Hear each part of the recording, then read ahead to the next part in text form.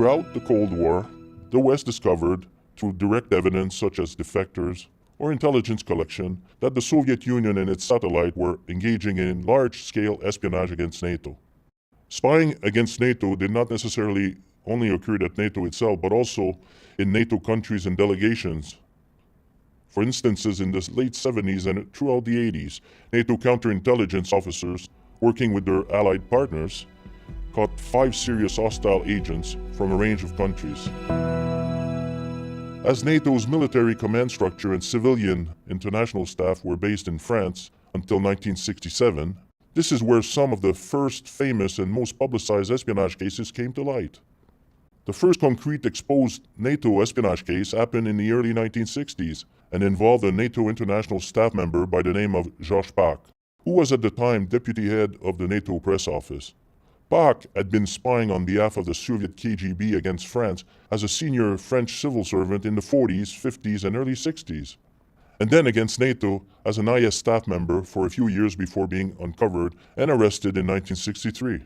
He was at the time sentenced to life imprisonment but was freed on probation in 1970.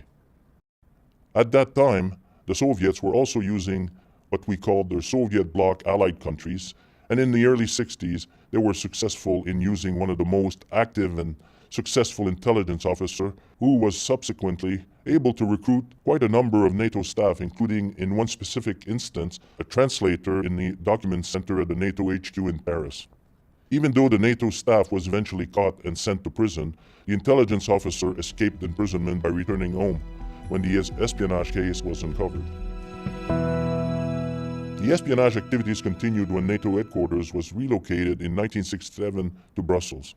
The East German Ministry of State Security, better known as the Stasi, were very active and recruited a number of NATO secretarial support staff.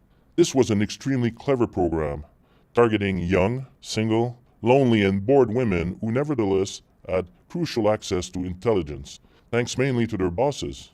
Normally, a straightforward approach using a blend of flattery and a hint of excitement worked. 2 of the most damaging agents defected to East Germany before being uncovered in the late 1970s and early 1980s.